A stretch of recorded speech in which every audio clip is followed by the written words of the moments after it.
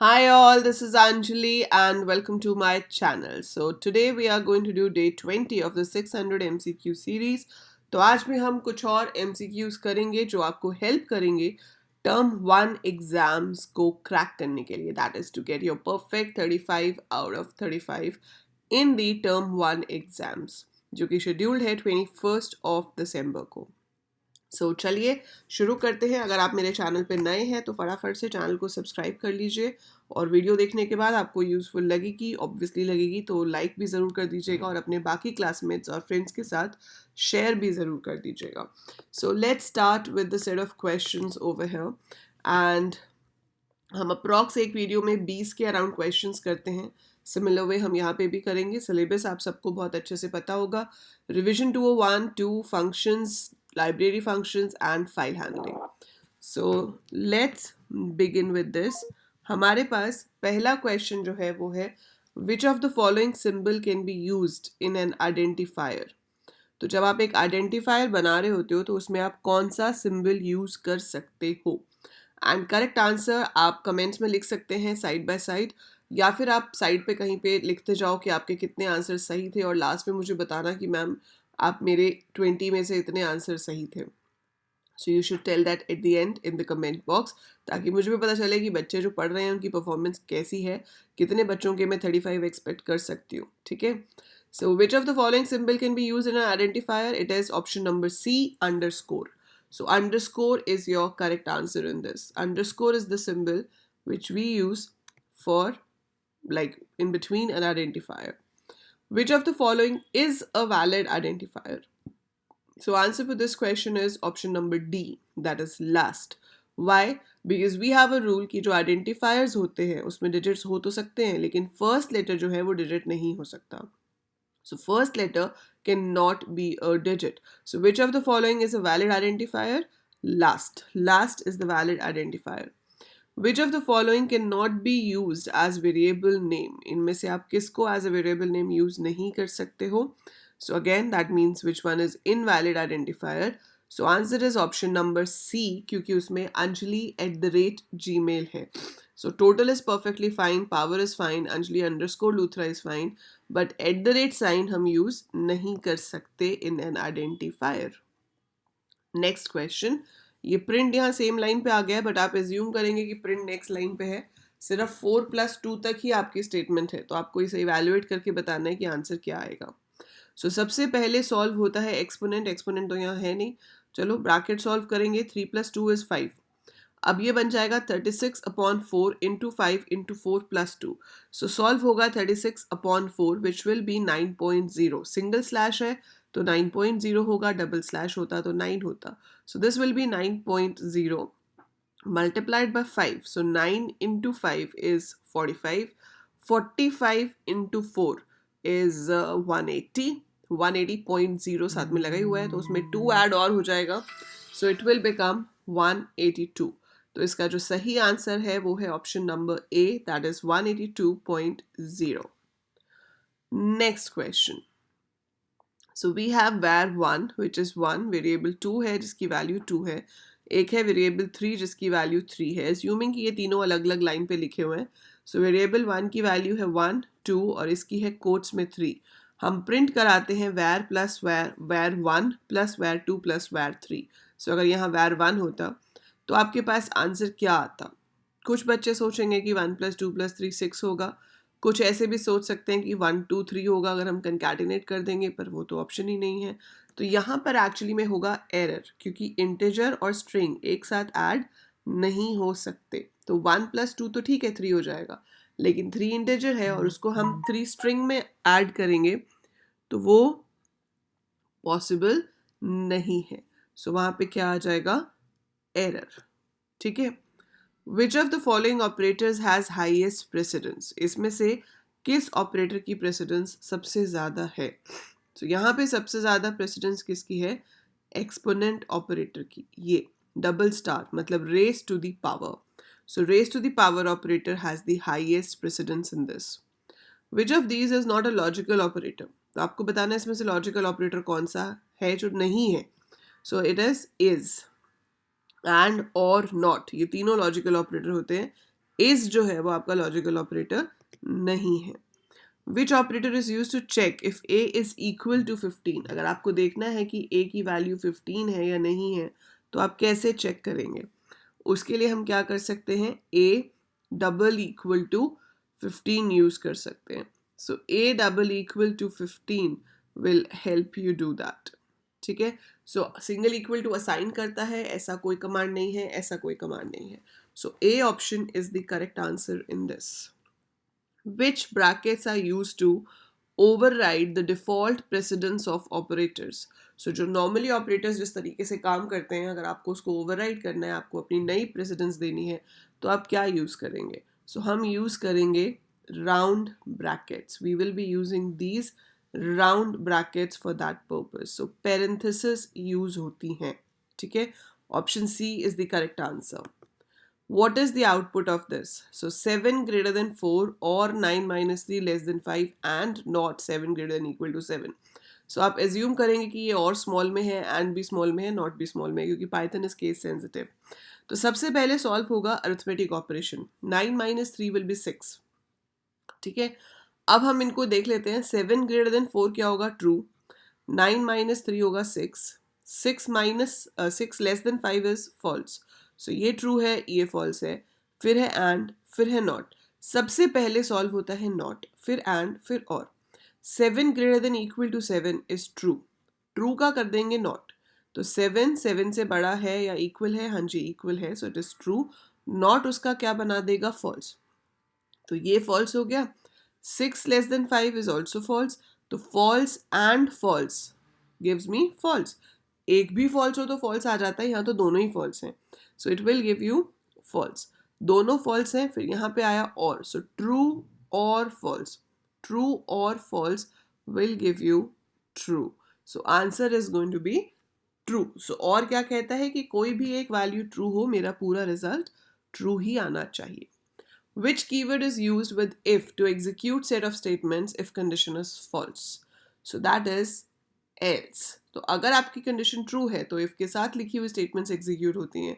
अगर false है तो else के साथ लिखी हुई कंडीशंस एग्जीक्यूट होती हैं. ठीक है, else if पाइथन में होता ही नहीं है, elif होता है.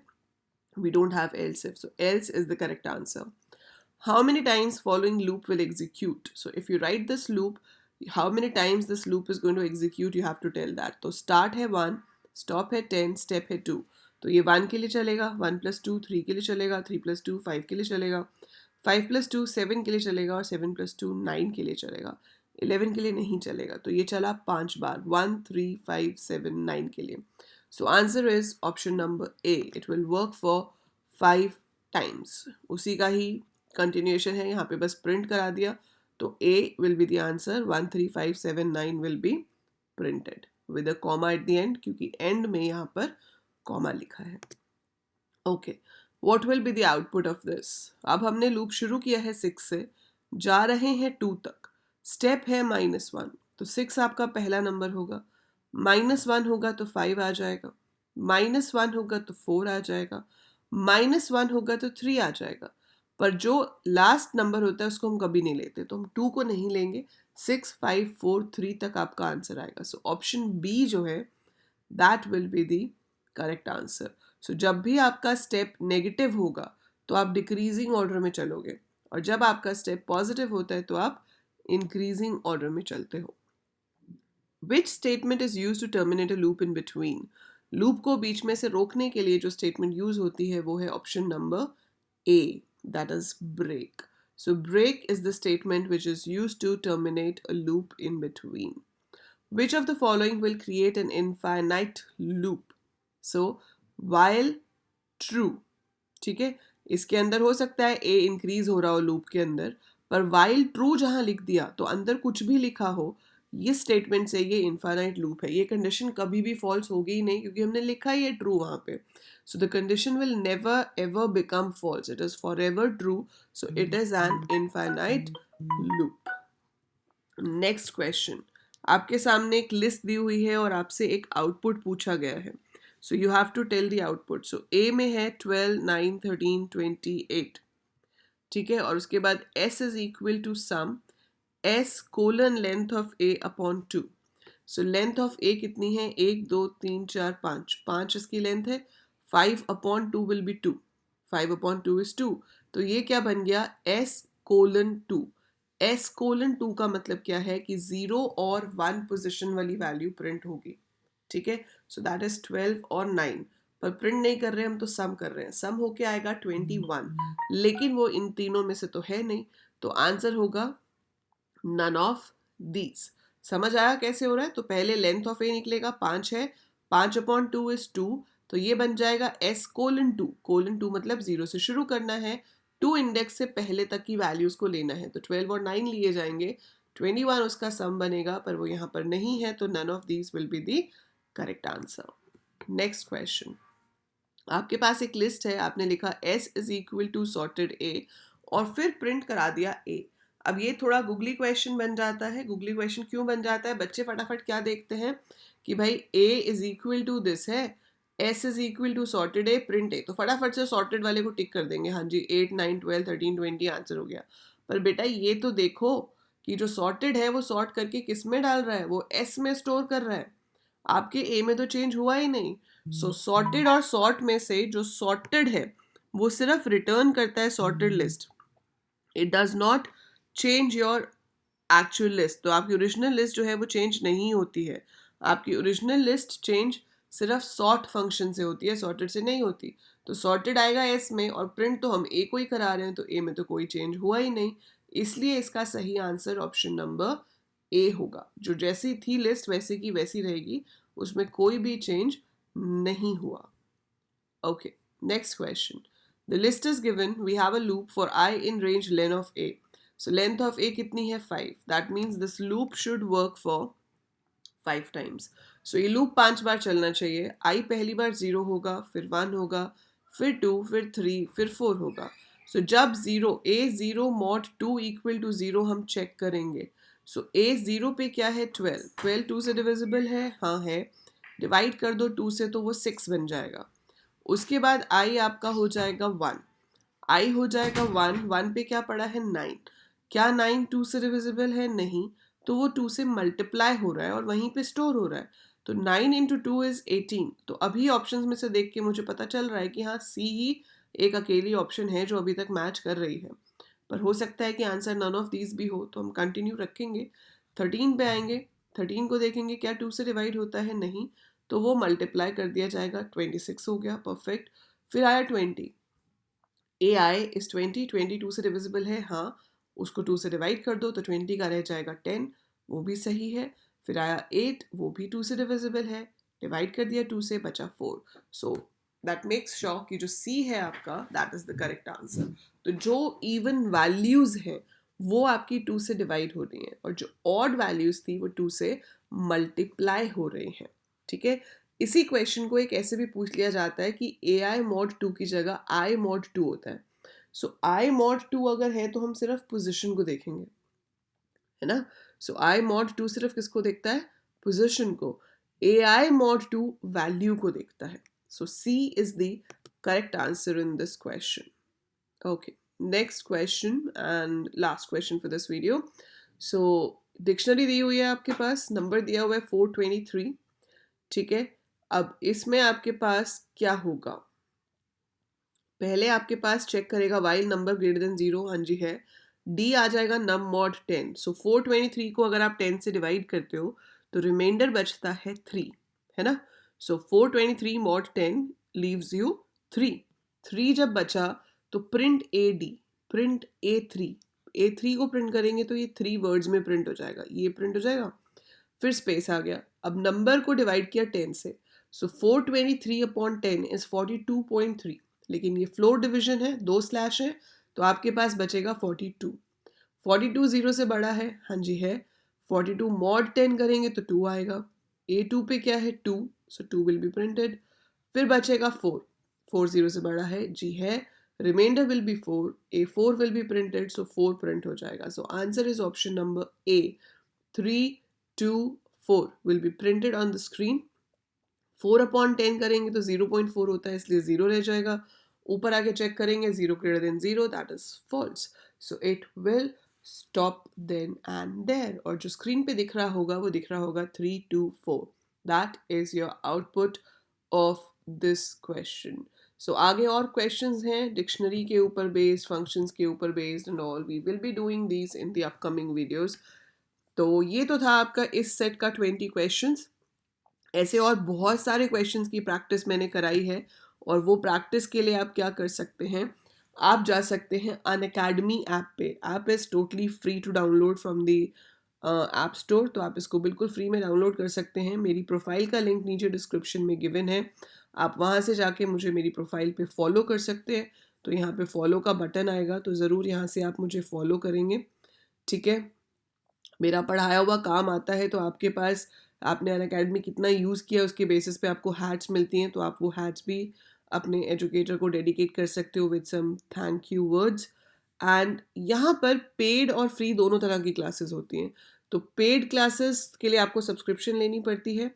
Free classes are absolutely free, जो आप मेरी प्रोफाइल पे स्पेशल क्लासेस में जाके देख सकते हो, जो ऑलरेडी हो चुकी हैं. जैसे one shot on list in Python, one shot on dictionary using MCQs.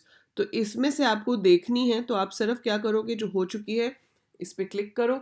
इस पर क्लिक करोगे, वो आपसे कोड पूछेगा कि फ्री प्लान को अनलॉक करने के लिए कोड बताओ. So that will B AL coders. Description में लिखा हुआ है AL कोडर्स, राइट. सो यहाँ से जाकर आप देख भी सकते हो जो हो चुकी है. देवांश, प्रमीत, राशि, बालाजी. ऐसे प्रॉपर आपके पास पोल्स आते हैं, ABCD करके ऑप्शन होती है, आपको क्लिक करना होता है करेक्ट ऑप्शन पे, and then you get to know कि आप लीडर बोर्ड पे कहाँ पे आ रहे हो, मतलब बाकी बच्चों के कंपैरिजन में आपकी क्या रैंकिंग है. You can see that as well. And moreover, आप इस PDF को, जो क्वेश्चंस की PDF है, उसको आप यहाँ से जाकर डाउनलोड भी कर सकते हो. You can download it from here as well. ठीक है, सो ये सारे बेनिफिट्स आपको अनअकैडमी पे मिलेंगे. तो आप ऐप डाउनलोड कीजिए. ऐप डाउनलोड करने के बाद वो आपसे कोड पूछेगा, so that has to be AL coders. It is given in the description of the video. और आप रिस्पेक्टिव टेलीग्राम ग्रुप ज्वाइन कर लो, ताकि मैं एग्ज़ाम से पहले जब जब लाइव आऊँगी, I try to be live every day, both on YouTube as well as on the special classes on Unacademy and plus classes as well. So तीन classes दिन में होंगी. एक यूट्यूब, एक अनअकैडमी पे पेड, दैट इज़ प्लस वाली, और एक होगी आपकी स्पेशल वाली जो कि फ्री होती है. ठीक है, सो अगर आप प्लस सब्सक्रिप्शन लेना चाहते हो कि आपका अभी एग्ज़ाम में भी काम आ जाए और टर्म 2 के लिए भी काम आ जाए, सो आप मेरा code same AL coders use कर सकते हो to get 10% discount. So that is it for this video, and I'll see you soon live before the exam. All the best for your chemistry exam, and do subscribe the channel अगर by chance subscribe नहीं किया है, and do share it as much as you can, ताकि मेरे efforts ज़्यादा से ज़्यादा लोगों तक पहुंच सके. Thank you.